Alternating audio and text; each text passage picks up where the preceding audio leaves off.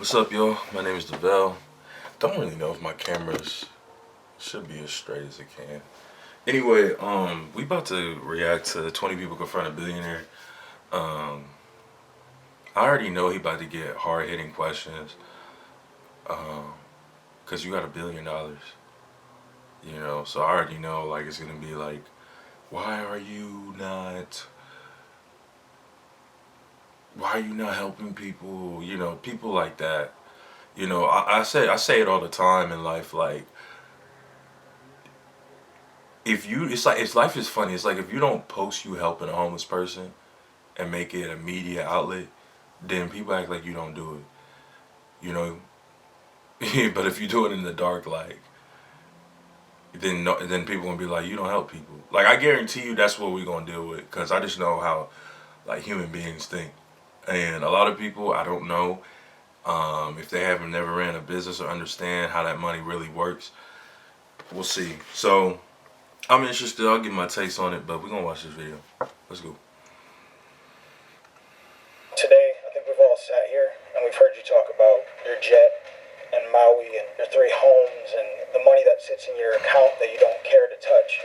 What stops you from helping every person in this room that's struggling right now? How do you help them? What do you do? Because you got a private jet, but I had to take off from work today and I'm struggling. I got bills, man. Man, this man already sound like a hater. Yes. Ooh, that's just. I just told me everything I need to know. I'm sorry. No one knows you. Like, I hate to say it, even though I'm not like nowhere near close to a billionaire. Like, that man don't owe me shit. So I'm just interested. I'm interested on the company he run. I don't even know who this dude is.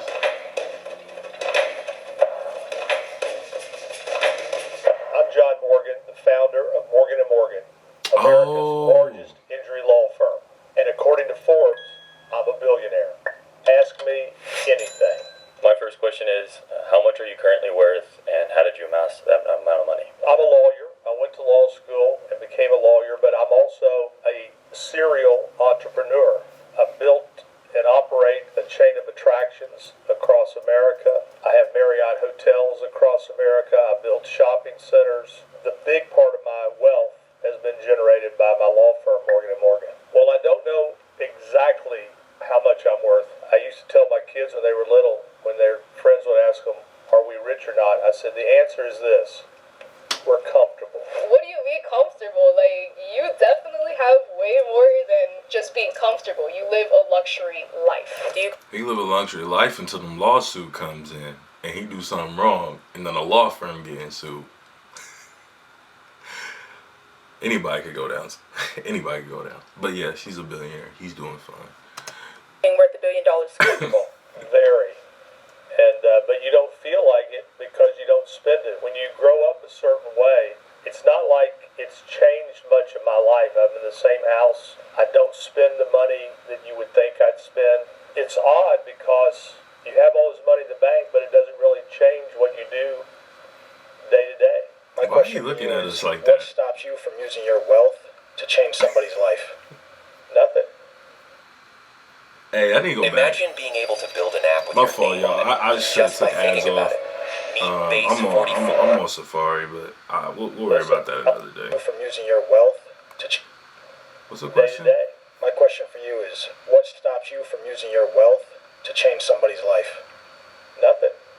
Listen, I live 3 places. I live in Florida, I live in Maui, Hawaii, and I live in New Hampshire. But I've taken my wealth and done certain things. Like in Florida where I live, I ran a constitutional amendment twice to legalize medical marijuana. I lost the first time, but I won the second time with 72% of the vote. I believe that income inequality is the number one issue facing America today. The rich are getting richer, the poor are getting poorer. And every day the gulf is getting wider. So what did I do? I ran a constitutional amendment. I spent tens of millions of dollars to raise the minimum wage from $8 an hour to $15 an hour in Florida. That's a doubling of the minimum wage. So I take that money that I make and I've run those constitutional amendments, and I've put money into food banks and coalition for the homeless, and it goes on and on. And I will tell you this, not to pat me on the back too much about it, because I don't really feel it. I don't really feel it. I was at lunch the other day, and this woman walks up to me and says, John, I just want to thank you and your wife for the donation you made to iDignity. I didn't know what iDignity was. I said, how much do we give? She said, $500,000. It turns out that my wife had given the money. And by the way, if you want money, call my wife. And iDignity is a place for the poorest of the poor to get identification, because more and more in this country. Hold on, what's his wife's number? I'm taking donations, man. Just supporting returning YouTubers, bro. You need to have identification just to get food stamps. I believe when you make this kind of money, you have an obligation to give it back. You don't feel it. It doesn't hurt you. You know, you can look at me and know I'm not missing too many meals. So I don't feel like I'm doing anything special. I'm not trying to. Oh, McMuffin from McDonald's head ass.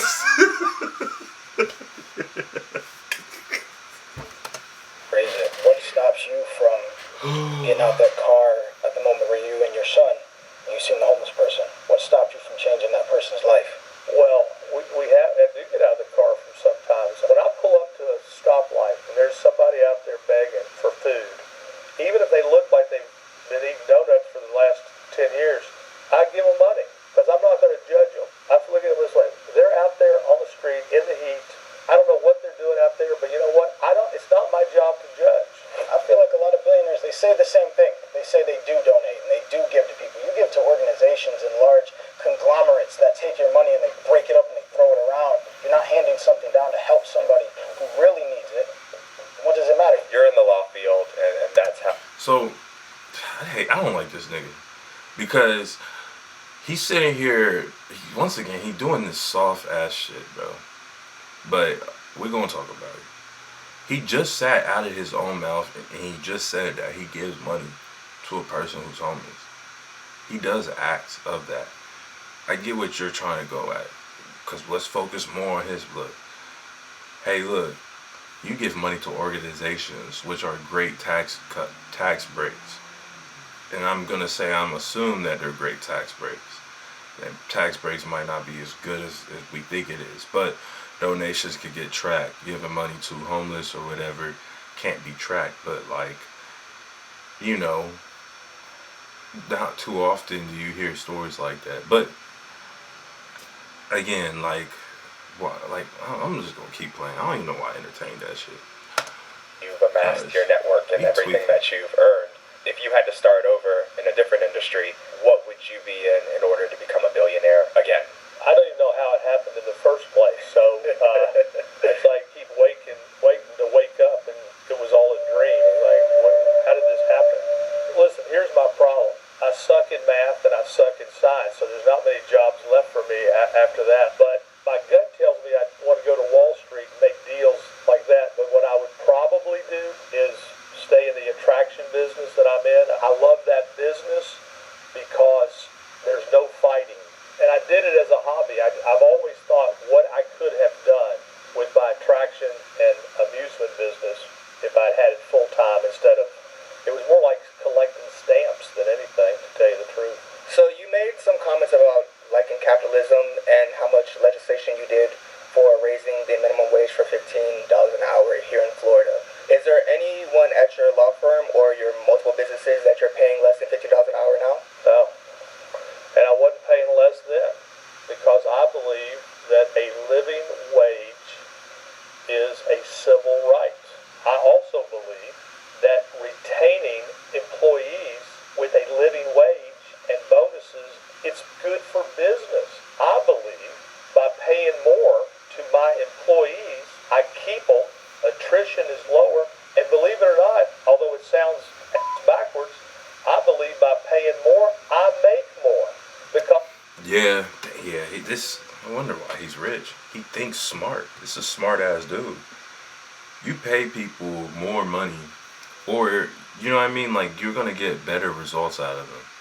You know, people like, I need him to up the wages again. I ain't gonna cap. Just up them one more time for the minimum. But I'm just saying though, like, that makes sense. The more you pour into somebody, the more you'll get out of them.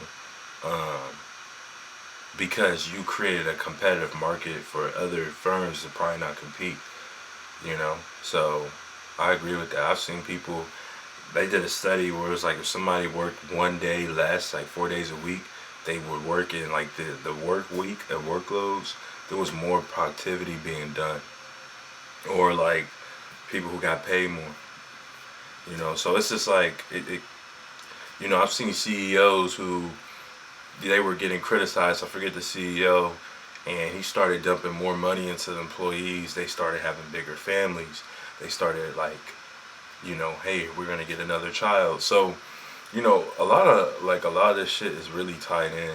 I'm not saying that money's everything, but like we in a government system where it costs to be alive. So when there is CEOs or people in position that could put people at the bottom to kind of scale up higher, it always going to benefit, and it's always going to work back in your favor, because most of the time you're getting better productivity because the person who's a worker is sitting back saying, hey, I'm getting paid more money, or I'm getting just as much money working less time. I don't really want to let this go, so I'm willing to give more to what I'm willing to give more to that, because if I feel like you're replaceable, I will replace you. Is the worker of the mentality of most workers.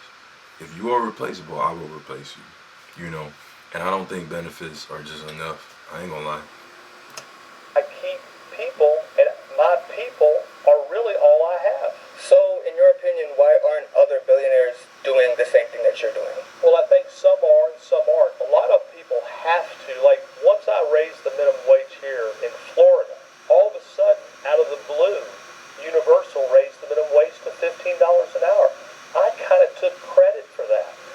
At a certain point, when wages start to rise, businesses have to respond, because if Universal's paying $15, then Disney's got to pay $15, because who cares if you're running Small World or Harry Potter? You're looking for a job. So you mentioned a little bit how you've put money into politics and things like that, and in the current political climate in the United States, our government's run by the billionaires, kind of for the billionaires. What do you think the moral role of a billionaire should be within the United States government? By and large, the opposite of what it is. These fat cats got so much money, but they want the tax laws to benefit them. Like, these hedge fund people don't even pay taxes. And so the billionaires are not satisfied with what they have. They want more and more and more and more. And what my worry is, this income inequality, at some point there's a breaking point. At some point you can become Cuba. And what I would say to these billionaires, you're going to make this gulf so big and so vast, just because you don't think it could ever happen in America, just remember January 6th. Just remember them storming the Capitol. Those were the barbarians at the gate, and they were mad as hell. And you know what they're mad about? They were mad because they think they're going to fall further and further behind. They weren't mad, and they thought Donald Trump was the one that could do it for them. But that's why they stormed the Capitol. And when I saw it, I said, that could be our future if we let the haves and the have-nots get so separated. I think everybody knows that probably every single billionaire does evade taxes, and he did say that he wants billionaires to be taxed so high. That is correlation for why ends will crash out. Okay, that's what that means. If you don't know what he's really saying. But I can promise you, he probably has found ways to evade taxes. Back in around like 1940s, the tax rate was around like 90, higher than 90%, right? Would you be somebody that would advocate to bring back such a high tax rate in order to redistribute the wealth? I don't know about 90% because you got to have some motivation. Listen, I am a capitalist. I believe in capitalism. But I also believe we have to do the most for the most with least. So when you mentioned capitalism, right? Capitalism is kind of inherently parasitical, right? You're going to always take more from the workers. You're going to put a profit on their labor that they're putting into the business. And I think now we're seeing that capitalism inherently causes these income inequalities. So I think we need to expand those social safety nets. We need to increase taxes on the wealthy in order to allow the poor to enjoy, the things that maybe you enjoyed when you were younger and things like that.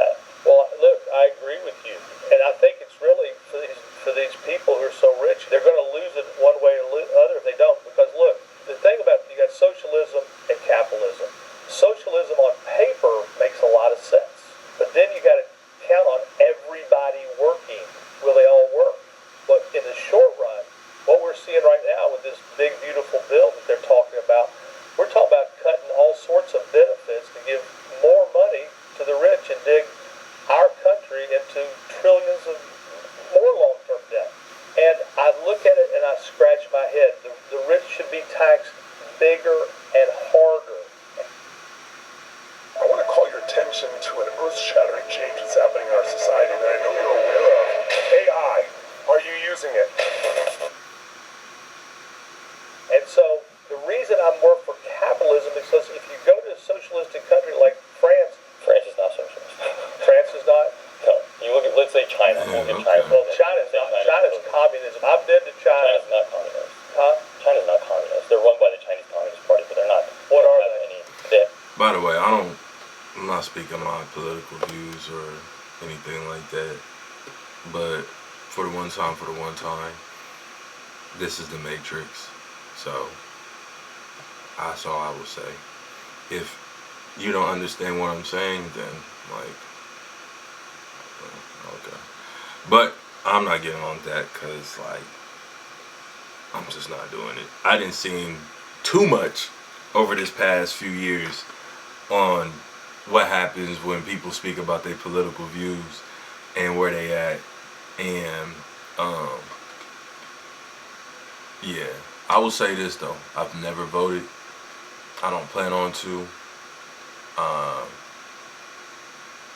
And yeah. Anyway. Socialist country. Socialist? Yes. And you look at the infrastructure. Hey man, I've been to There's China. wealth inequality, and it's actually, you know.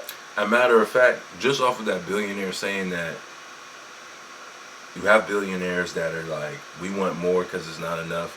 And you have billionaires who are like, hey, we want to continue to kind of build the mass population so that there's still a balance in America. For him to acknowledge that that's the real, which I obviously know it is. I know how the Matrix works, and I know the two type of spirits that run this earth. However, just for the confirmation to hear that come out of his mouth just lets me further be like, yeah, got you. Yeah. Have you ever been to China? Have I? No. Let me tell you something. It is the most oppressed country I've ever been to. No. China's not oppressed. Look at China. They have great safety nets. You need to go to China and watch the people with their heads down. This is a completely different China we're talking about. I'm talking about China today. I'm talking, yeah, if we're talking about China today, then no. Then you have drank the wrong Kool-Aid. I was like, oh, I'm the only Asian person in the room, so it's like so weird to see somebody kind of like debate about a country that my mom is from. I would have to agree with John more in terms of like China being a communist country. John, I'm a parent, and one of the challenges I have is making sure that my mindset is not my children's mindset. How do you overcome that challenge as a billionaire to make sure your children have their own mindsets? That's hard to do because they live with you and they hear you. The interesting thing about life is you get older, you start listening to your children, you're like, they're stealing all my shit. I said that. I did that. But what I used to tell them is this. When you're watching me, take the good parts and leave the bad parts. And the thing I used to tell my kids is the only thing that I want you to be, I don't care what you are other than this, I want you to be a compassionate human being. I want you to put other people first. And that's the only mindset that I wanted them to take. And I think that they have done that. One of my goals, I think, is to make my kids better than me. What's your main challenge that you see as a billionaire making your kids better than you? The main challenge is that your children do not feel entitled. There's nothing worse than an entitled person, somebody who was born with a silver spoon stuck up their butt. Man, you and they ain't become lying. the worst person in the world. I never bought my kids nice cars because I knew they were going to be dinged. And you have to make your kids work. You have to have consequences that are consistent. But the main thing you have to do, if I was giving advice as a parent, you got to spend a whole lot of time. It's all about the time. And remember this, your child is one friend away from total disaster. And when you see that friend, you got to separate that friend as hard as it is. So you just mentioned that when you have a... He talking about black people.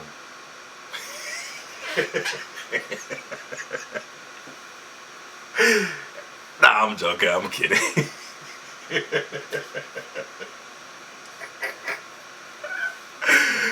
I was like, damn, the household came out.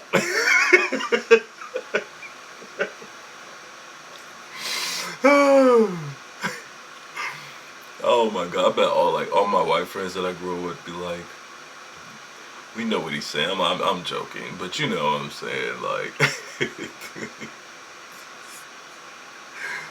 I grew up around white people and black people. Yeah, so I don't know. You get, yeah, you get the best of every world. Latinos, all of them. So, but I get it. Character. That's something my grandpa would say if he was still here. R.I.P. him. It's something he would still say. He'd be like, yeah, like, you need to. One friend away, Easyvelle. Boy, was he not lying. Was he not actually lying? Man, he wasn't lying. But you know, I'll say this. Sometimes if you don't get the easy lessons, sometimes the harder lessons better. Because you start to learn. And that's the thing that you're trying to figure out is how to be like compassionate. But then also at the same time kind of being like, also, you know, like, how do I set my boundaries so I don't get taken advantage of? And I feel like it's funny that he says this because people who don't really have a lot of money live in that survival mindset of like, you need to have money and you got to take care of me. You have to do this. And there's no compassion. It's always them putting themselves first.